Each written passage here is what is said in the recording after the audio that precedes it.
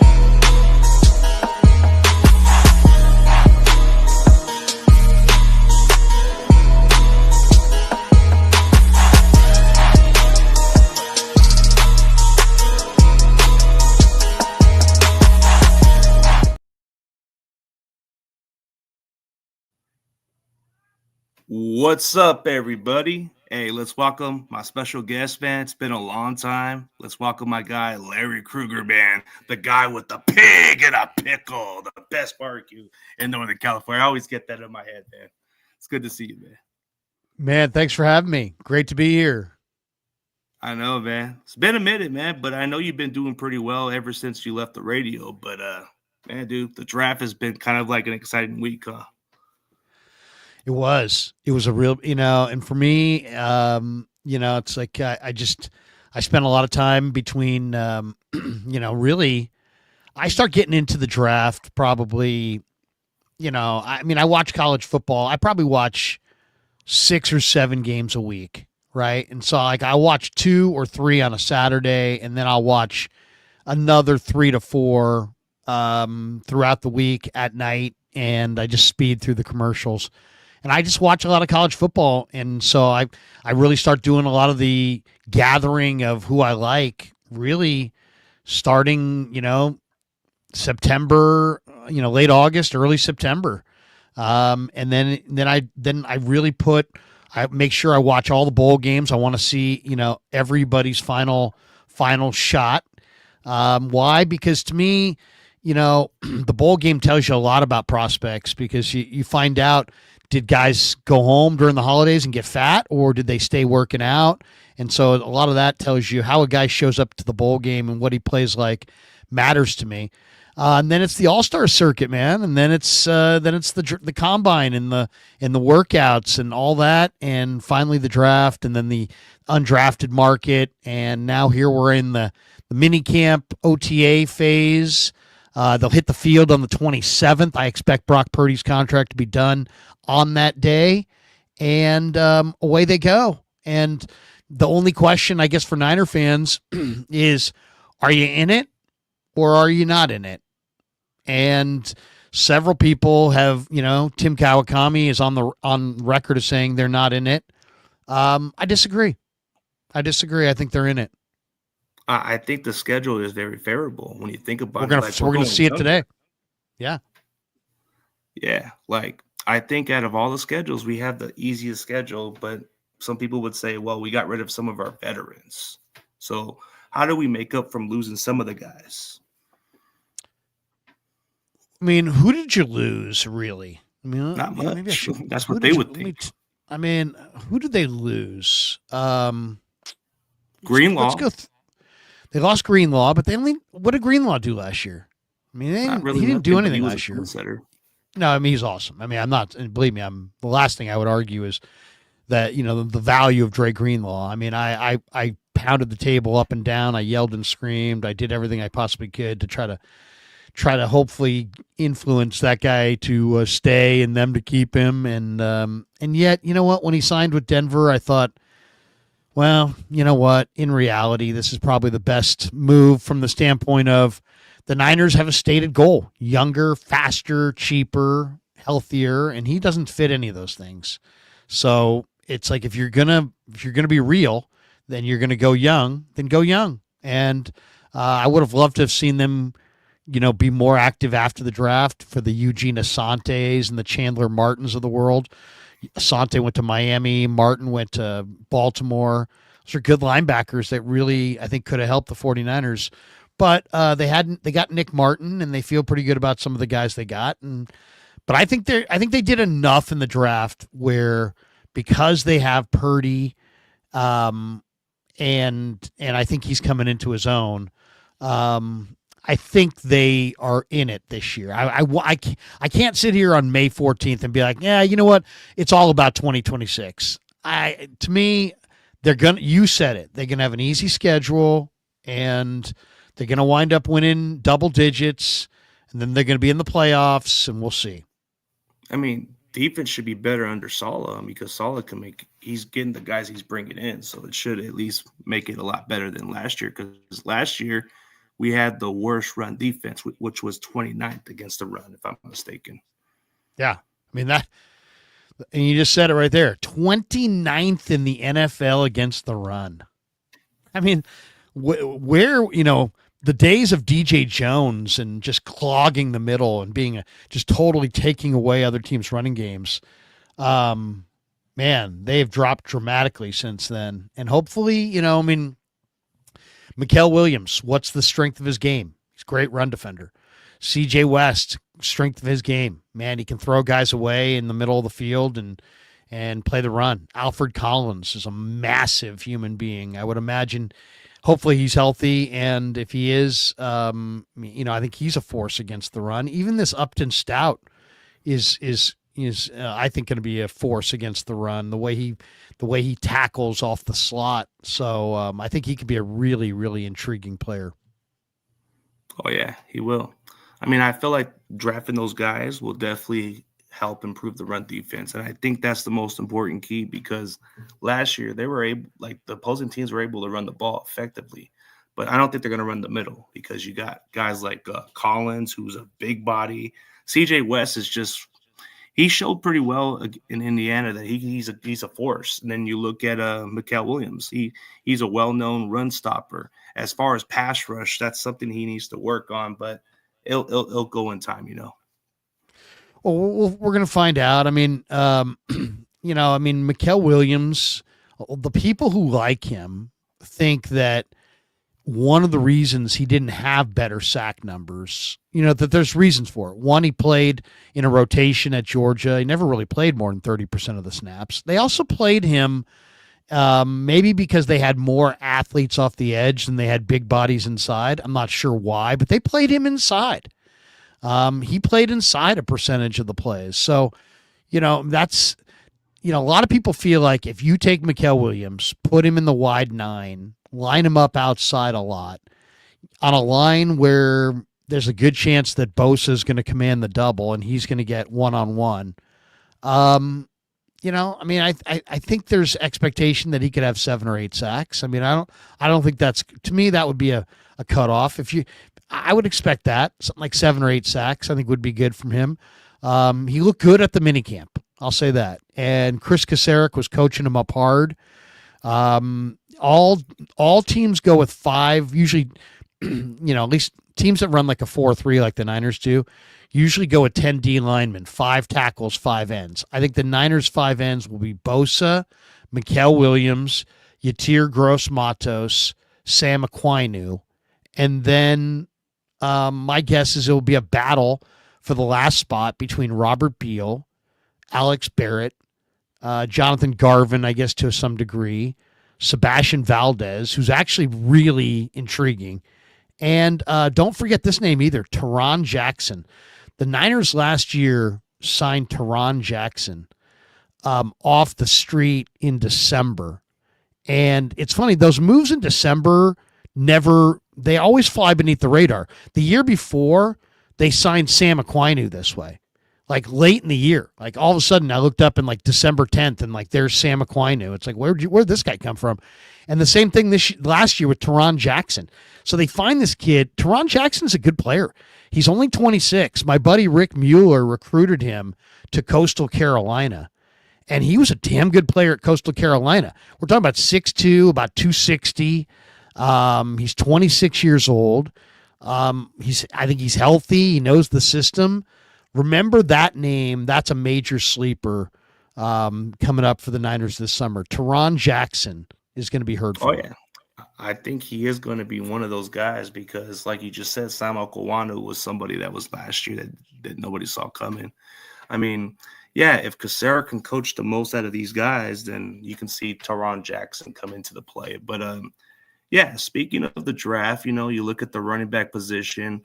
Jordan, I mean, Jordan James seems intriguing, but I feel like the guy from Cincinnati, Corey Kiner, just seems more of a better back, if I'm being honest. Well, it's funny. They're very similar profile, right? 5'9", roughly 210. Both guys have pretty good contact balance. Jordan James looks like a better receiver and maybe a tick faster, but they have the same 40 time. Kiner was Mr. Mr. Football in the state of Ohio, which means he was the best high school football player in the entire state of Ohio. His final year. It's like people are like, yeah, Kiner ain't much. He's just a guy. He was Mr. Football in a football state in high school. Yes, he was. He was a high recruit, either 4 or 5-star recruit. He went to LSU. His footage at LSU was impressive. The one thing I love about Corey Kiner is if you go and do the research on Corey Kiner, he's never not been awesome. Go look it up. It's all there for you. The guy's never been anything but great. He was great in high school. He went to LSU. He was great at LSU. He goes to Cincinnati. I saw the interview why he decided to leave LSU. He's like, the only people that got to see me were my mom and dad. He's like, those were the only people that could come see me playing. And he's like, I had a bunch of friends from high school and a bunch of people who wanted to see me. And so I decided to come home and play at Cincinnati because he was from Ohio. So to me, I think that's cool. I mean, when you decide you want to play in front of your friends and family, that tells me that you're rooted in your community and your community's rooted in you. And that's a big thing for me. Okay, so that's off the field. Then you get on the field, and Corey Kiner is a nightmare to tackle.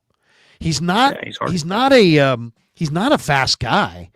Mid 4.5 speed, but this guy, as I said, he's always been great. He went to Cincinnati. He plays all the games. Like, that's another thing I always look for. Guys, how many missed games do you have missed games? Corey Kiner doesn't miss any games. He plays in all the games, and he's been the bell cow back in high school and in college in multiple spots. He's got awesome contact balance. He's really, really fearless. He's got great full speed. Like, when he gets the ball, he's full speed in 2 steps. A lot of vision. Knows where the hole is, so runs with confidence. He doesn't run kind of tiptoe through the tulips kind of a thing. This guy hits the hole, buries the shoulder at contact, can run through arm tackles. Man, I'll say this too. I just came from the rookie minicamp. I was there on Friday, and there were only a couple of plays in the whole day that would make you go, woo.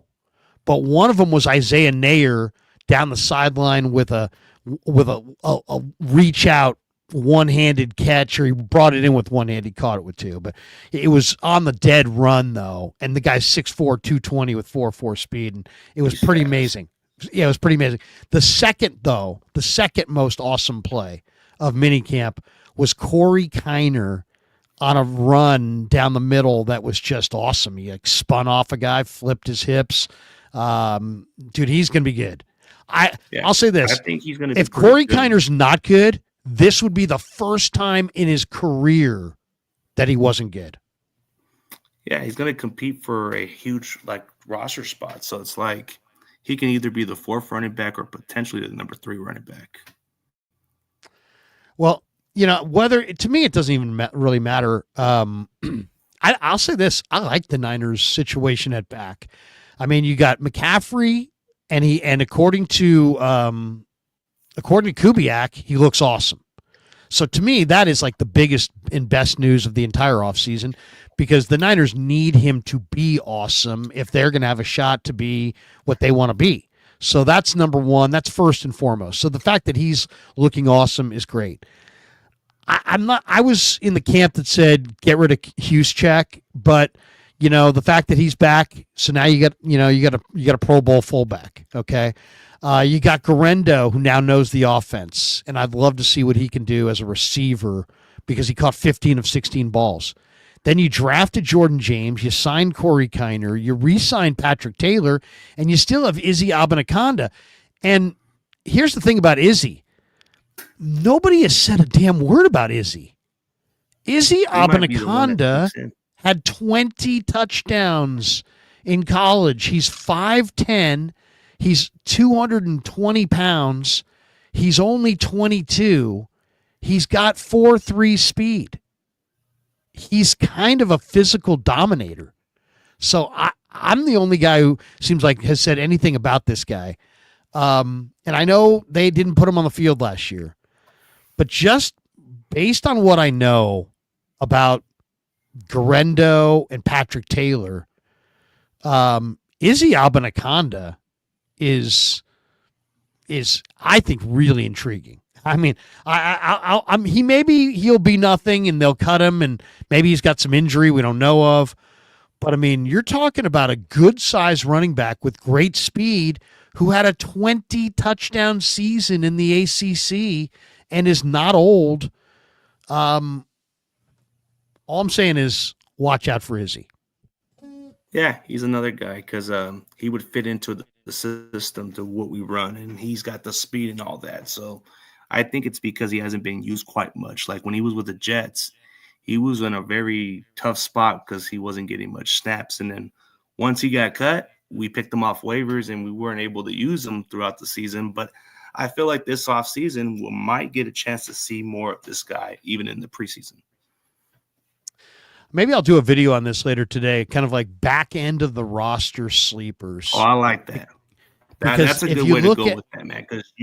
Because there are a bunch on this team. The more I'm looking at this roster, the more I'm thinking there are a few. I'd already named Teron Jackson and Izzy Abanikanda. I could probably come up with a couple more here and make a video. But how do you feel about the wide receivers, man? Because I know we're going to have two of them not play this season. I mean, because you're going to have Ayuk miss like halfway to the season, and you're going to have Robinson miss at least 3 games. It's just question mark right now. It's a really intriguing position for the 49ers. I think it's one of the most intriguing positions to watch this summer. Okay, so you got Ayuk, who's not going to be part of the summer, and he's probably not going to play till November. That would be my guess. And they should not rush him back. I mean, do not compound your mistakes. You made the mistake to pay this guy, okay, and then he got hurt. Okay, now don't compound your mistake by forcing him onto the field before he's ready to be on the field with that kind of an investment, in the player. I just wouldn't rush him back. So you got him sitting there, and then you got Ricky Pearsall in year 2, should be quite a bit better. And I think he could be a very, very intriguing player. You have Juwan Jennings, who we know Juwan's just going to compete, and he's not fast, but he's going to compete on third downs, and he'll make some catches. You signed Demarcus Robinson. He's got a 3-game suspension looming. He's also not a burner, but he does make some plays down the field. He's a veteran receiver. To me, he's going to be really challenged for his roster spot. Then you have Jordan Watkins, who I think is going to be a really good player. I love Jordan Watkins. He was one of the 4 or 5 players that I really liked in this draft that the Niners got, and he's got it all. He's a route runner. He's got good hands. He can make plays downfield. He's got 4.37 speed. He's not Jacob Cowing. He's not super skinny and weak. He's strong and can make plays, and he did it in the SEC. So I think Watkins is going to be big. I think Cowing's probably going to be stronger. He was 170 last year. I'm hoping he's closer to 185 this year. Gage is just a guy. Tariq Owens is very intriguing as well because, Terrell Owens is one of the greatest athletes ever, and this is his offspring. and this kid didn't play high school football really at all, and so his college career was more like a high school career, and he's just kind of a late bloomer. But there's a lot of talent there. He's not Terrell. He's not 6'4" and 220 with 4.4 speed. He's 6'1", 215 with 4.5 speed. But he is dangerous with the ball in his hands. He is pretty athletic. He is pretty big. He's intriguing. So we'll see how much better he got after a year. Trent Taylor will be there, but he's just a guy. The last three guys, though, are interesting. Isaiah Hodgins is a Walnut Creek kid who went to Berean High School. Really interesting possession receiver. Then Isaiah Nayer is a ridiculous athlete. And then Junior Bergen, Brant Boyer basically loves Junior Bergen, and they're going to give him every shot possible to be the return guy. He came in saying he wants to go to the Hall of Fame. So I'll say this. I love that. There's also talk about Gabe Davis. If I were the Niners, I would sign Gabe Davis, especially with Ayuk out. You don't know what the rookie Watkins is going to give you. Robinson won't be there initially. Cowing is a projection. Tariq Owens is a flyer. Hodgins is a low-end possession receiver. Nayer's raw. Bergen's a return man. I think I would like one more receiver who could play outside and make plays down the field. You got to make sure he's healthy. But if Gabe Davis is healthy, I think he'd be fantastic. He's only 26. He can make plays down the field. He's a big receiver. I think Brock Purdy to Gabe Davis could be very, very nice. Yeah. I think the thing with Gabe Davis is he's coming off of an injury, so I think he should be recover enough to return for this season. Hopefully. I mean, he worked out for the Niners, and then he went to New York, and, obviously he played for Shane and Dable in Buffalo before they went to the Giants. So there's a relationship there.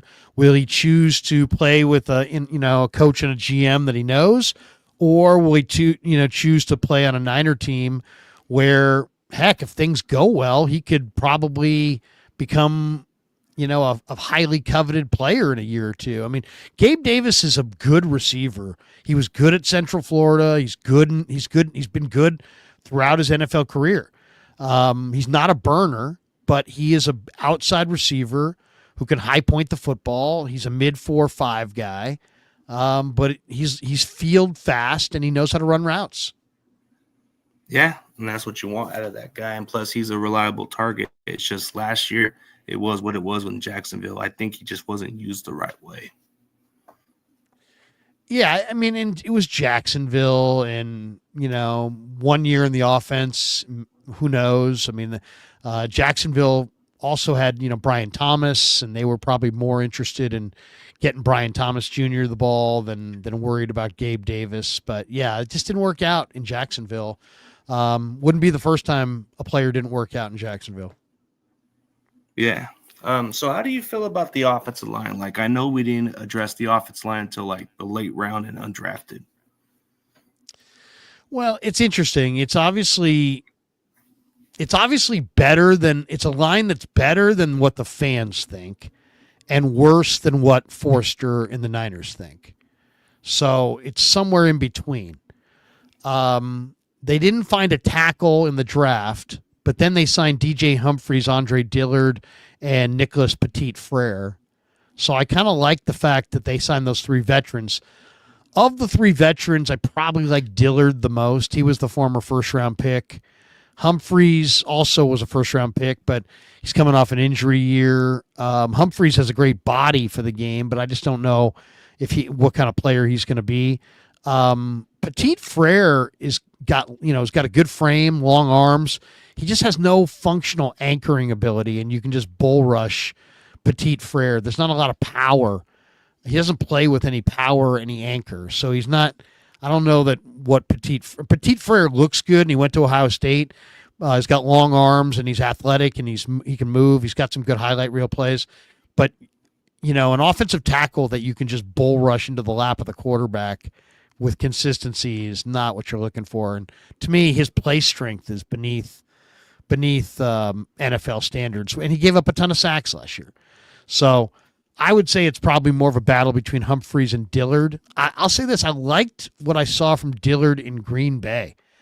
Green Bay coaches well. and their guys do develop.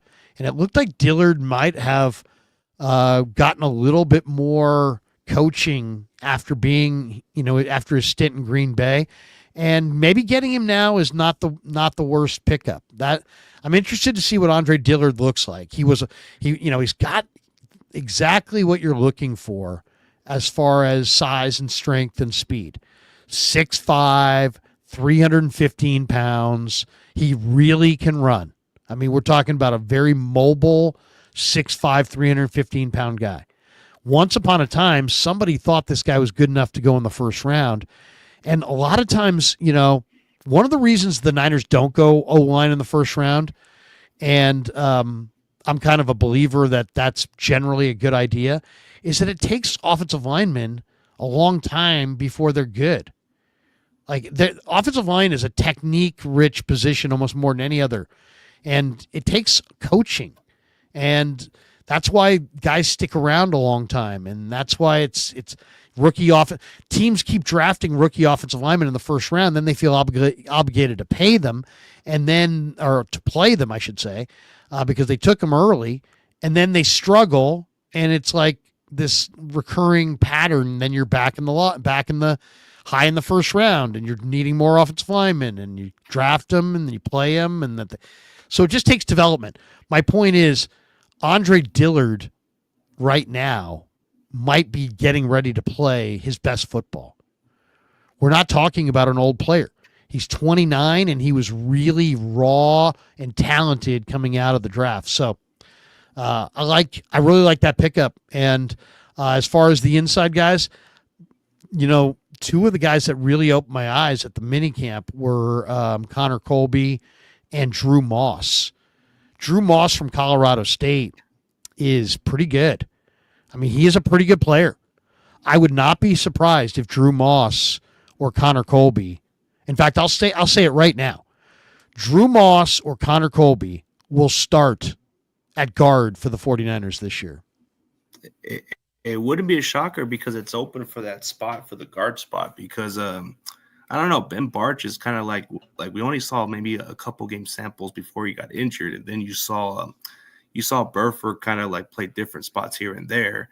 But I feel like when you lose Aaron Banks, you kind of fill that void, because we've done it with Lincoln Tomlinson where he left in free agency. And I feel like whoever steps in, I feel like that's not going to be that big of a loss like how some people would think. Like you said, the offensive line bar ain't going to be that bad.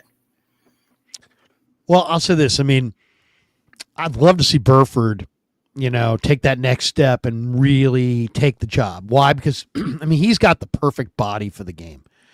Absolutely. I mean, long arms, 6'4", 300 pounds, really athletic, really strong. I mean, he would be a great left guard if he could take that next step. But Connor Colby made 50 starts at Iowa, and guys who make 50 starts at Iowa generally play in the NFL. So I'm going to go with Connor Colby over Burford, over Barch. And I like Barch too, but I don't think Barch can stay healthy. You also have Zakel. He's in the mix. But I'm telling you, Drew Moss was really good at Colorado State. Really good. He played right guard. He played right tackle. I like what I saw at minicamp. He reminded me a lot of Kingston from last year, who got cut and wound up in Carolina. But, yeah, Drew Moss and Connor Colby and Dillard with DJ Humphreys and Petit Frere. I like the fact that the Niners added to their offensive line. I know there are people that are like, they needed to go first-round O-linemen, but that's not their philosophy. It really hasn't been their philosophy ever. Only Harris Barton's the only offensive lineman I ever remember going high. Maybe Bubba Paris. I mean, we're talking about the Niners were good for 20 years, never drafting an offensive lineman in the first round. Yeah, it was a different, the way the way the coach Bob McKittock, whatever his name was, he was the one that kind of had a different kind of visualize of the offensive line. Like, he didn't go too high on the draft with some of these guys. He felt like he can coach these guys, like the lower round guys. Yeah, totally. And the Niners have always gone for, under McKittrick and now under Forster, they like a different player. I mean, I was like, hey man, I would love to see the Niners get Tyler Booker. People are like, oh, he doesn't fit their system. it's funny because he can play multiple systems. The Niners don't even play all outside zone. They do a combination, and almost everybody's running some hybrid combination of different schemes these days. But the Niners like offensive linemen that are a little bit undersized and rely on movement and body positioning, quickness. That's why I think Connor Colby's really good because, yeah, he's short-armed, but he can move. And that's why I kind of like Dillard as well as a pickup because Dillard's got great speed for a tackle. So I think actually, you know what? I think the offensive line is going to be improved. I really do. I think it's going to be improved. And I think there's some decent depth there. So I think they're all right there. My biggest concerns with the roster are not the offensive line. It's more of probably, the perimeter. Like if I could, maybe one receiver on the perimeter, one corner, like an Asante Samuel, maybe one more good rusher, something like that. I think they're pretty close. I think they're pretty close to. I mean, you said it with the schedule they got. I think I don't think they're the equal of Detroit and Green Bay and Philly and some of the best teams roster wise, but they're not that far away. No, I mean they got the talent, so it's not far off. Like you said, like we weren't like far off from going to the Super Bowl like a couple seasons ago. So. We have the talent. Well, they were in it. Just 2 years ago, they were in it. Last year was what it was, Yeah. I mean, last year was just a ton of adversity. David Clowney, who happens to be available, and that's a nice edge rush depth. But would the 49ers even want to go in that direction? I think he might want some more money out of it. Yeah, I mean, I don't know that I would sign him right now. I think I would take a look at what you got, and then take a look at what's around in the preseason as the rosters get pared down and see if you can pick somebody off. And you might find a younger player that you liked in the draft that winds up getting cut. Could be this year's draft, could be last year's draft, could be the year before. But, you may find a player that you really like and value highly, and he could wind up cut, and there you go. There's your extra guy. So they're within striking distance if they get a few breaks. They have a healthy draft class. They need a few breaks, though, right? They need a few breaks. Like one of these defensive players that they drafted has to be not just pretty good, but really great. You know what I mean? Yeah, like if Nick Martin shows that he's like the next Fred or Collins or West or one of these guys show that they're, CJ West is not just a pretty good player. He's going to look like a Pro Bowl defensive tackle. If they get one like break, Atkins or something like that. Yeah, they got to get one break. They got to get one guy to be great. We're hoping that Mikael Williams can be Alden Smith, without the trouble off the field. You're hoping that Collins is just like that big stuff eater, but he's got potential as a pass rusher. I mean, you saw it with Brock Purdy. They took him in the 7th round. Who knows? Maybe the break in this draft is that Curtis Rourke was a great pick, and a year from now, the Niners are trading him for a first-round pick to somebody. I mean, you never know. Possible. I mean, it's possible. It's rare that undrafted free agents are good at receiver, but this kid Isaiah Nair, I don't know that I've ever seen a more intriguing skill set on a undrafted prospect like what this guy has. He literally, if you said to me, give me a comp, he looks like Randy Moss. That's what he looks like. Now, I'm not saying he is Randy Moss. Randy Moss was a Hall of Famer. But if you're saying, what does this kid look like? He looks like Randy Moss. He's got really long arms. He's really skinny. He's really fast. He can really jump. He can really run. I mean, in a lot of ways, he's Randy Moss. I mean, this is how Randy Moss ran. Randy Moss was like a 4.4 guy. That's what this kid is, 4.4 flat, Isaiah Nair. So he had a great year at Wyoming, a great couple years. He was on his way to, college football stardom. He's transfers to Texas. He blows out his ACL and never did anything at Texas. had to kind of rekindle, re-pick it up, playing for Raiola, catching passes for Donovan Raiola at Nebraska, and he had a pretty good year. But I'll tell you, man, just looking at this kid in minicamp, it's like this is one of the most intriguing physical skill sets I think I've seen on a receiver in a long, long time. I can't wait to see what this guy looks like when the pads come on. Because, I mean, oh yeah, everything that you want, you want a receiver that's 6'4". He's 6'4". You want a receiver that's not weak. He's 220. You want a receiver that can run. He's 4'4" flat. And at that size, that's cooking. And then you want a receiver who can jump. He's got a 40-inch vertical. Then you want a receiver who's got long arms. He's got the longest arms. So it's like you're looking at this guy going, wait a second. He's like 95th percentile in several things. And I thought, you know what? He's going to look awesome, and he just can't catch anything. And he's just going to do nothing. And I just figured, somebody said to me, oh, looks like Tarzan, plays like Jane, and it's like, okay. I've used that term myself, or that sentence before. But so then to see him at the minicamp, I'm like, wow, he's impressive. But then when he made the biggest play of the minicamp, I thought to myself, wow, well, wait a second here. If they really do have a guy this size who can streak down the sideline at 6'4", and you have Brock Purdy, this kid's catch radius,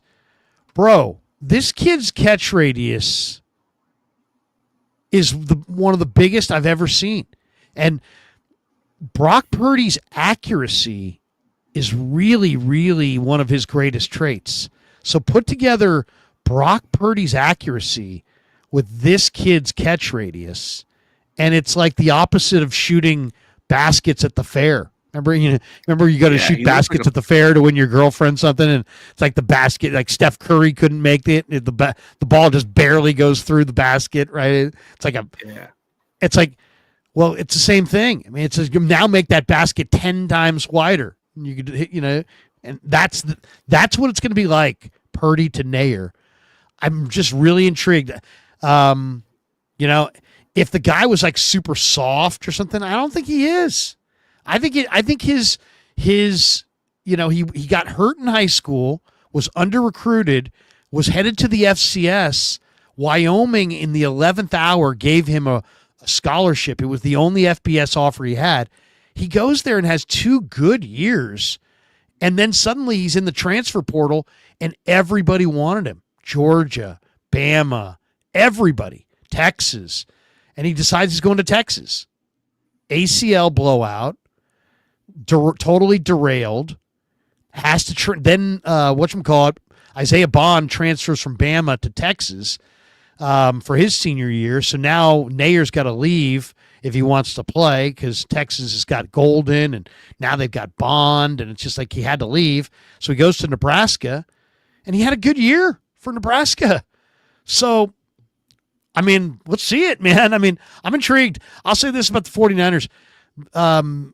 They don't just bring in a bunch of nobodies undrafted. They have a pretty damn good eye for it. I wanted to see them spend more money in that area this year, and they obviously are trying not to spend money.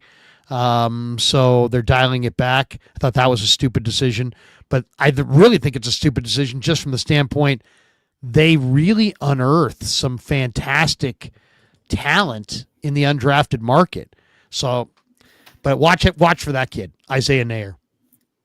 Oh yeah, he has that big body that you want at wide receiver, of course, because he looks like a basketball player, like somebody you can, like you said, with Brock Purdy throwing the ball with the accuracy, with his big body frame, he can just jump for that ball and all that stuff. And like you said, he ain't soft. He looks physical. Like, I think when he played at Wyoming, he was very productive.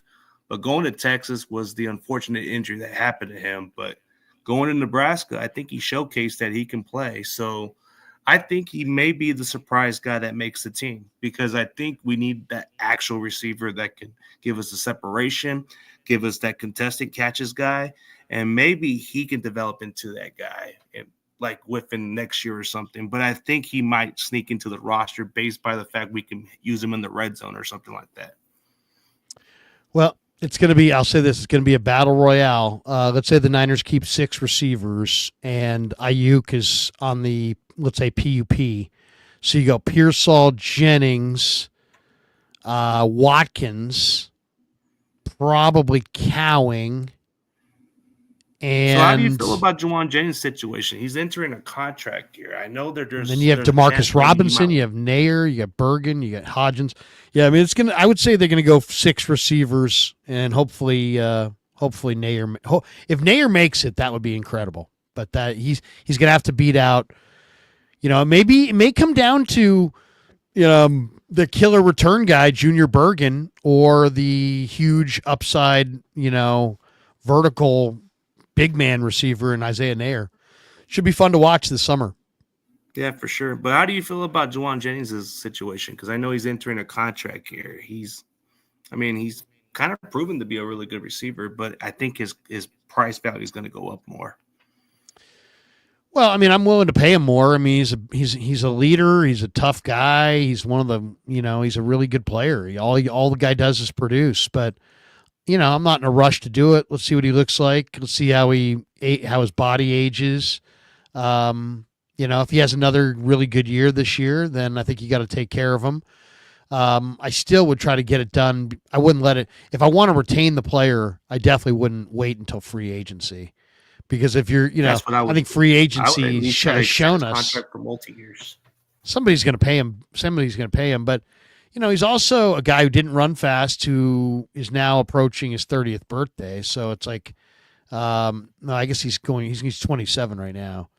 So, I mean, he's not that far away from that 30 number.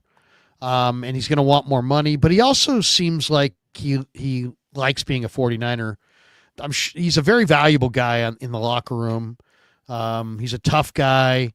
You got to have guys who play physical and nasty just because the way they play is physical and nasty. You know what I mean?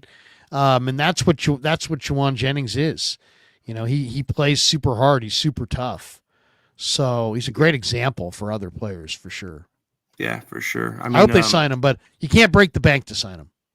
Yeah, you can't break the bank, but at least take something reasonable. But looking into the offensive line, like you were saying, but we haven't even got to the center position. Do you feel like the Matt Hennessy competition is going to push Brendel, or you think Brendel's still going to be the guy? No, I definitely think Brendel's going to be challenged for his job. I mean, you got several good challengers there. I mean, this is a really interesting summer. You have Brendel. And Forrester's a big fan of Brendel for sure. But PFF says that Brendel's not very good. So he's a little bit undersized. I mean, he's 6'4", he's 300 pounds. Brendel's now 32. He's carved out a nice career for himself. He's smart. He's a leader. He's dependable. So they really do like Jake Brendel. They like him more than PFF likes him, and I'm to me, what I've seen with Brendel, I just feel like he leaves you unable to run in the middle when you go up against any team that has a real, true 310-pound or more, defensive tackle who's going to really anchor. He has a hard time moving, and if you've got a DJ Reader, I mean, those guys just move him around. So I don't understand the attraction, I guess. But they do have options here. Matt Hennessy is 315 pounds. It's a pretty good prospect. Drake Nugent is a good center prospect. Nick Zakel, he can play center.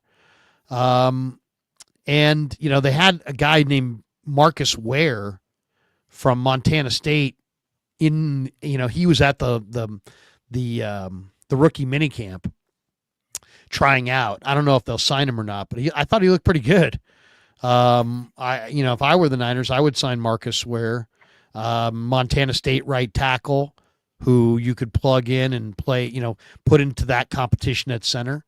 So I think they're going to have, I'll say this, if Jake Brendel is the center week 1, he will have earned it, because Hennessy, Nugent, Zakel, Marcus Ware, if he gets the camp invite, all these guys are decent. Ben Barch, all these guys can play center. So, it will be interesting to see how these guys play in the preseason when some of these offensive linemen get extended run. We'll see what it looks like. But I'm intrigued to see it because I think Hennessy, Nugent, Zakel, Moss, Colby, Barch, I think they're all pretty decent interior options. And we'll just see who wins the competition this summer. Yeah, we'll definitely see how that plays out. I mean, yeah, but I guess when you look at the rest of the defense, I mean, you look at the secondary, like as far as like the depth pieces and all that. So how do you feel about the rest of the guys? Do you feel like we can still add another veteran? Like you just said, Asante Samuel's is still out there. I mean, that would be nice. I don't think the Niners are in the mode to spend money, though there was talk that, a lot of people feel like he's a perfect fit for them. It may come down to how the Niners feel about some of the young corners that they saw. They just signed a young corner yesterday who doesn't have great speed, but he has good size, and he was in their rookie minicamp. Cantreat, I believe his name was. They just signed him, and then you have Demo and Orr, and obviously Renardo Green, and Upton Stout. I think are going to start. Then you have Trey Brown, you have Darrell Luter, you have Saron Neal, but they also signed this kid Jacob Robinson, and PFF thinks that Jacob Robinson might be the best of the undrafted free agents that they signed. He ran in the 4.3s, like 4.36, at BYU, and has good grades as far as coverage grades. 5'11", 181-pound corner who ran 4.36. So look for Jacob Robinson, another under the radar guy, but he's a guy to look for this summer for sure. Oh yeah, for sure. As far as linebackers, I know we got Nick Martin and the rest of those guys, but how do you feel about Stone Blanton, man? I'm hearing his name pop up right now because he was good in the SEC. He had good tackles, and he ran a 4.6, and he's very instinctive. I mean, outside of Nick Martin, he's got speed, but you look at Stone, I'm just like intrigued by him a little bit. Well, I'm very intrigued by him. I mean, first of all, we all should be. This guy was an amazing player in the SEC last year for Mississippi State. This guy had 18 tackles in a game. I think he had 14 tackles in a game. He had like 6 games where he had 10 or more tackles. He wound up with over 125 tackles on the year. He's a good athlete. He plays baseball and football. I never found a 40 time on him. Did you say he ran in the 4.6s? Yeah, he ran in the 4.6 from what I looked at. Well, let's just say this. Chris Borland, who the Niners drafted, a few years ago and, had this amazing rookie year, ran 4.78. And he was 5'11", 225 pounds. He was a tackling machine, Chris Borland. But he was quite a bit slow. I mean, 4.78. So the fact that Stone Blanton runs in the 4.6s, that may be fast enough. You know what's interesting about Stone Blanton is he's very similar to Tatum Bethune. These guys look like they could be almost all like Pro Bowl caliber inside linebackers if you know a team's going to run the ball because they're really good against the run on first and second down. Tatum Bethune, Stone Blanton, these guys are going to they're instinctive. They're going to find the ball carrier. They're going to knock them on the ground. But it's about third down in space, isolated in the passing game against an athlete. Can they stand up? And that's my question. Is Bethune fast enough? Is Blanton fast enough? Probably the answer is no, which is why Bethune went in the 7th round and why Blanton went undrafted. But I will say this. The Niners gave Blanton, I think, like $92,000 guaranteed. So from what I can tell, and I don't have the list and I haven't cross-compared, but that, I believe, might be the highest bonus that they paid any of their undrafted players. So, Stone Blanton's interesting. He doesn't have, he knows he's a smart player. He knows where to go. He flows in the right direction, but he doesn't have great speed. So Does he get isolated and he can't play in the NFL? Or is he Chris Borland and he's so instinctive that, yeah, he runs in the 4.6s, but he's so instinctive that he's always flowing in the right direction, and 4.6 with his instincts is plenty fast enough. I mean, I don't know what the answer is, but I'm eager to see him, and I bet you anything he's a tackling machine. I bet you anything Stone Blanton is one of the NFL's leading tacklers in the preseason. I'm pretty sure he will be. I mean, you're going to see this competition for that linebacker spot. I mean, D. Winters, when healthy, he kind of showcased he can be a guy to step in, but that's why we got Nick Martin for it, to make it a competition and see who can get that will spot. Yeah, and I do expect Nick Martin is going to be a really nice player. If you said to me, give me one player that you think is going to absolutely rock everybody, I would probably say C.J. West and Nick Martin. I think Nick Martin is the poster child for all gas, no brakes. I mean, he's exactly the kind. The Niners obviously wanted Nick Martin, and when you hear Saleh talk all gas, no brakes, it's like, you know what? It's like you don't even say that without picturing Nick Martin, because he is just firing, and he'll overrun some plays. But as far as, he sees it, he goes. And the 4.5 speed is just off the charts. And then the guy had 26 reps at 225, so he's enormously strong.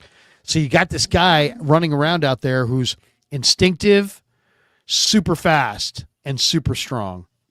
And I laugh when I see people saying, yeah, Nick Martin's going to suck. I'm like, really? Really? Oh, he fits into the system. He seems to fit into the defense. I mean, sure, maybe it was a reach, but if they like him so much, then you take whoever you like. But he kind of fits exactly what we run. So he might just be like another Greenlaw or maybe an Al-Shaair because of the way he plays. When you watch his tape, did you see what Saleh said about him when they said, hey, you compare C.J. West to DJ Jones and you compare Nick Martin to Greenlaw. And instead of being like, hey, I don't want to put too much pressure on those guys, he's like, who's to say these guys won't be better? Oh, so he's very confident with these kids. Yeah, he's confident. I mean, C.J. West does have that DJ Jones type of style of play, but I think he could be better. I mean, you look at Nick Martin's tape. If you want to go by the 2023 tape, it was like one of his best seasons. But last season he was injured, so he has a chance to make a strong case for that starting role. I mean, but I wouldn't sleep on D. Winters, man. D. Winters, when he's shown that he can be a good, capable guy to step in also. He's fast. He knows the defense. I mean, he'll be part of the mix for sure. Yeah, he's got to be a little bit more. He's just got to be a little bit more forceful. Like D. Winters will fall off tackles. D. Winters will get there, but he won't make the tackle, or he'll get there, but he won't. He'll stand the guy up, but he won't finish the tackle. He's got to make sure that he arrives at the ball carrier with a little bit more power and a little bit more consistency and a little bit more thump. I want to. It's one thing to be in the right place, but you have to deal some violence to the. I want to see him be more physical than I've seen him be thus far. Oh, absolutely. But as far as going into the season, so we're gonna definitely see how the way it's gonna play out. But I feel like our defense is gonna be a lot better than last year, because let's be honest, Nick Sorensen didn't seem to qualify as a DC. He just looked like a clueless guy. It's like you were promoting a guy that was just a stooge, right? But you go with somebody who's a proven commodity. Robert Saleh knows how to run the defense at the highest level. Even with the Jets, even when they weren't a playoff team, he still made them a top unit.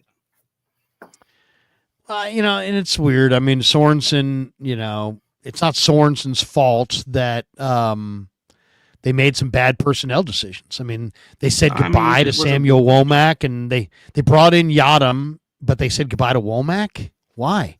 Why would you do that? I mean, that made no sense. The year before, they brought in Oliver. They said goodbye to Deshaun Jameson. Why? I mean, that made no sense. They brought in Devondre Campbell when you had younger, faster options out there. That made no sense. Didn't work out well at all. So and then, so many times when I asked Sorensen what happened here, he's just like, just not good enough. It's like, okay, but that's not really telling us anything, that you're not really advancing anything. It didn't sound like he had a great knowledge of what was going on. Every time I would ask him about almost anything that happened to his defense in the last half of the year, he would just sheepishly look at me and go, communication breakdown. I mean, it's like the whole thing is a communication breakdown. So it's like, defense, anytime there's something that goes wrong, you could say communication breakdown. He just had a little too many of these coveralls. He had coverall answers that are really non-answers and kind of reveal that he didn't have the answers. So, I'm glad that he's moved on.